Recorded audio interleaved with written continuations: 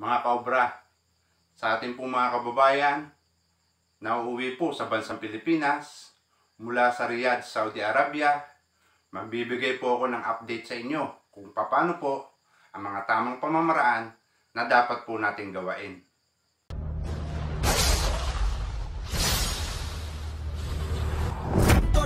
Pintor kami, walang hindi kayang gawin. Hello po mga Cobra Ventura. Isang magandang araw po muli sa inyo lahat. Ito po mula inyong lingkod, si Kuya Morris Villegas, ang Cobra Ventura. Category B.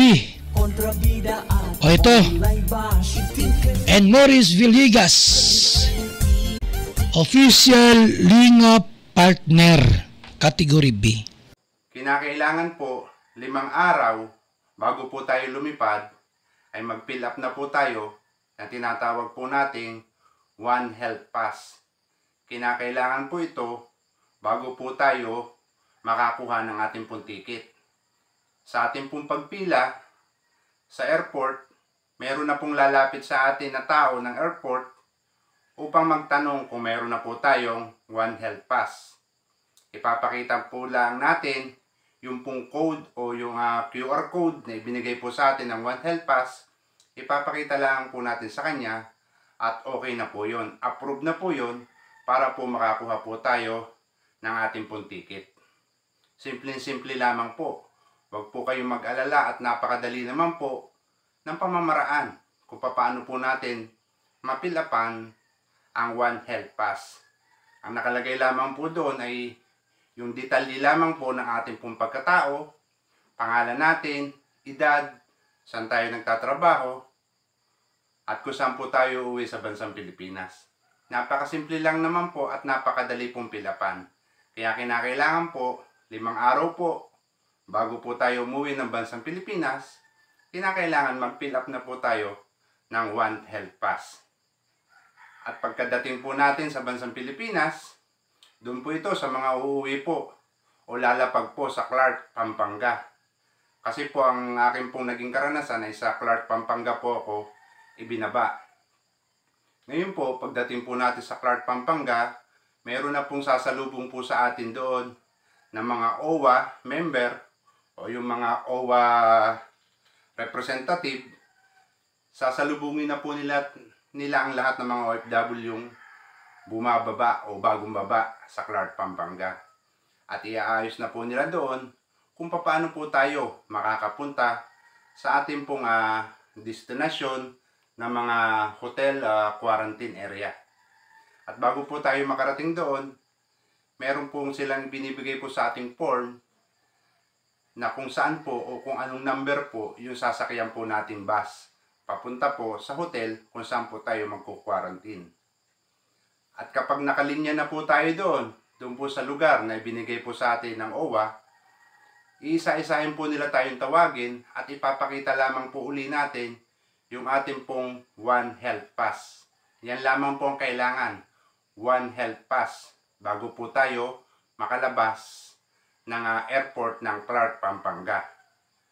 Pag naipakita po natin yung One Health Pass, ipipilapan lamang po nila yung mga dapat nilang pilapan ayon po sa ating pong nakalagay sa One Health Pass.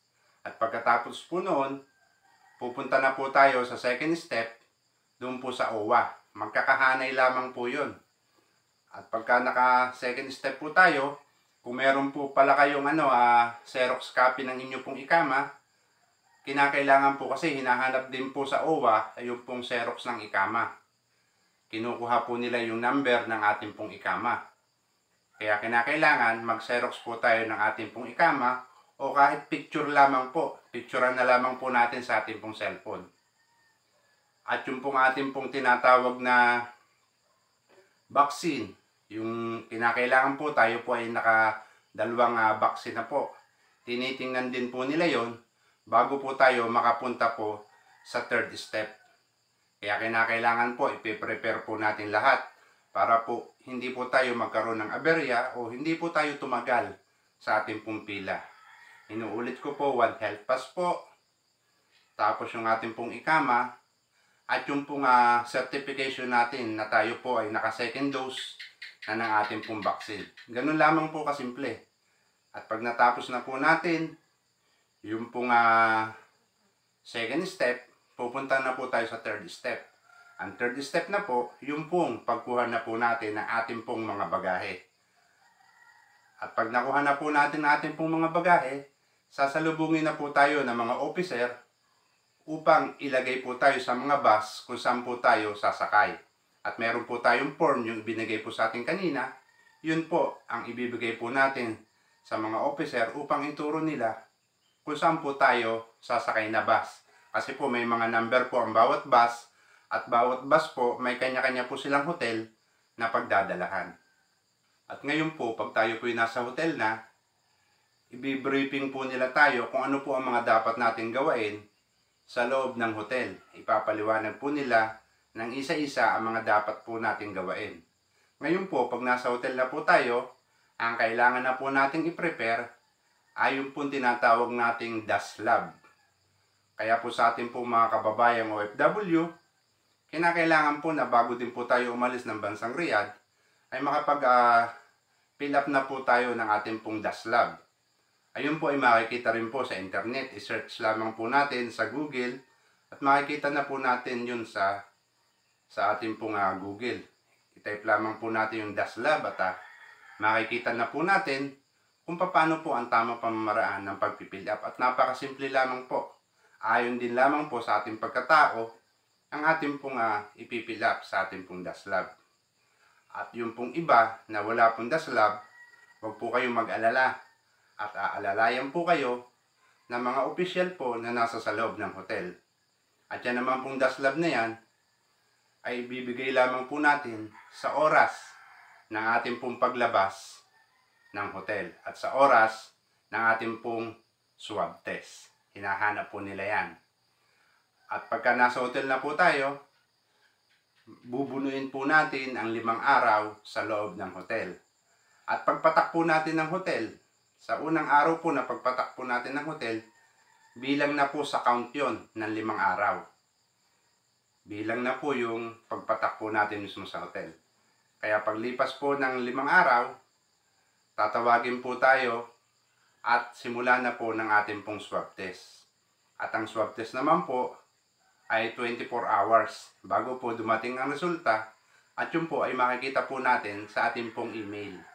Kaya kinakailangan po meron po tayong email. At ngayon po pag lumabas na po yung ating pong resulta ng swab test, tatawag lamang po tayo doon po sa information o doon po sa front desk ng hotel. May telepono naman po sa loob ng hotel. Tatawag lamang po tayo at sasabihin lamang po natin na lumabas na ang resulta ng ating pong swab test. At meron din pong mga pagkakataon katulad po nung nangyari po sa akin na delay po ang dating ng aking swab test. May cut-off po kasi sila sa paghahatid sa Pasay. Sa Pasay po kasi nila ibinababa yung pong mga galing po sa Clark. At pagdating po sa Pasay, doon na po nila i-arrange yung pong bawat bayan kung saan po kayo ihahatid.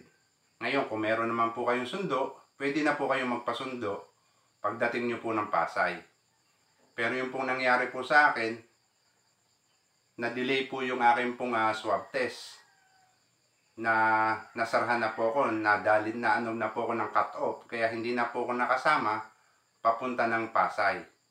Pero delay lamang po ako ng oras lang po yung na-delay sa akin. Ngayon po, sabi po nila sa akin, pwede ka namang makalabas kung meron kang sundo.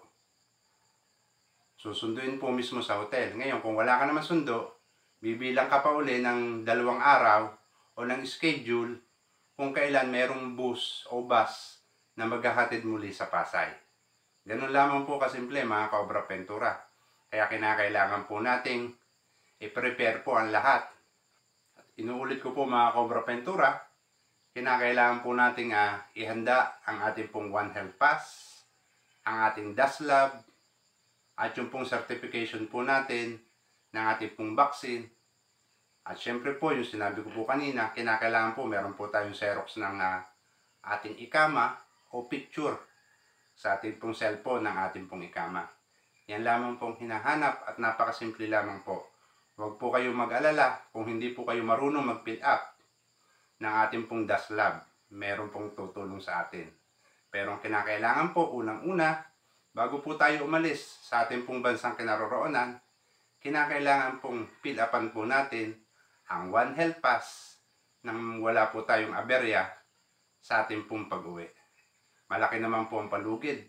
Mga 5 araw bago ka lumipad, pwede ka na mag-fill up ng iyong One Health Pass. Kaya mahaba pang panahon para mapag-aralan mo kung paano ba ang tamang pag-fill up sa One Health Pass. Maraming salamat po mga Cobra Ventura at enjoy po sa inyo pong bakasyon sa bansang Pilipinas. God bless po.